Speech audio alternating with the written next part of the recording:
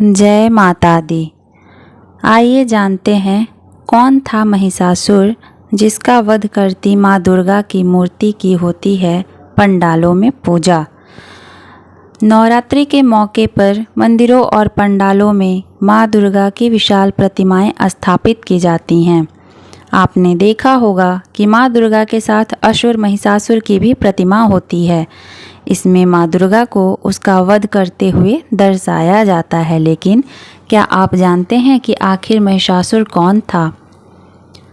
शारदीय नवरात्रि की शुरुआत आज यानी 3 अक्टूबर को हो चुकी है, जो कि 12 अक्टूबर को समाप्त होगी। नवरात्रि के पूरे 9 दिनों में माता के 9 स्वरूपों की पूजा की जाती है। शारदीय नवरात्रि को दुर्गा पूजा के नाम से भी जाना जाता है, क्योंकि यह त्यौहार माँ दुर्गा की विशेष पूजा आराधना के लिए समर्पित होता है। बंगाल सहित देश भर में धूमधाम से दुर्गा पूजा का त्यौहार मनाया जाता है। साथ ही बड़े बड़े पूजा पंडालों का निर्माण कर माता की मूर्ति स्थापित की जाती है। मंदिरों और पूजा पंडालों में स्थापित माँ दुर्गा की मूर्ति के साथ शक्तिशाली असुर महिषासुर की भी प्रतिमा भी होती है।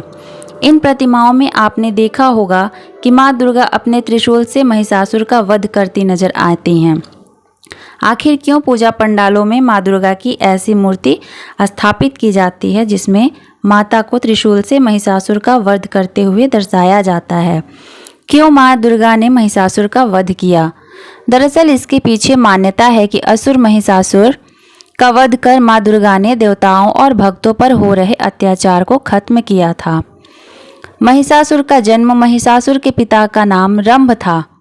महिषासुर का पिता रंभ भी असुरों का राजा था। देवी भागवत पुराण की कथा के अनुसार रंभ ने अपनी तपस्या से अग्निदेव को प्रसन्न कर एक पुत्र को प्राप्त किया। महिषासुर की उत्पत्ति पुरुष और महिषी यानी भैंस के संयोग से हुई। क्योंकि महिषासुर की उत्पत्ति मनुष्य और भैंस के योग से हुई थी, इसलिए उसमें ऐसी शक्ति थी कि वह इच्छानुसार भैंस और मानव का रूप धारण कर सकता था। ब्रह्मा जी से मिले थे महिषासुर को वरदान। भले ही असुरों का राजा था महिषासुर, लेकिन वह सृष्टिकर्ता ब्रह्मा जी का महान भक्त था। उसने अपनी तपस्या से ब्रह्मा जी को प्रसन्न किया। इसके बाद उसने ब्रह्मा जी से वरदान मांगा कि कोई भी देवता और दानव उस पर विजय प्राप्त नहीं कर सके। ब्रह्मा जी ने महिषासुर से कहा, जन्मे हुए सभी प्राणी का मरना तय होता है, इसलिए मृत्यु को छोड़कर जो चाहो वर मांग लो।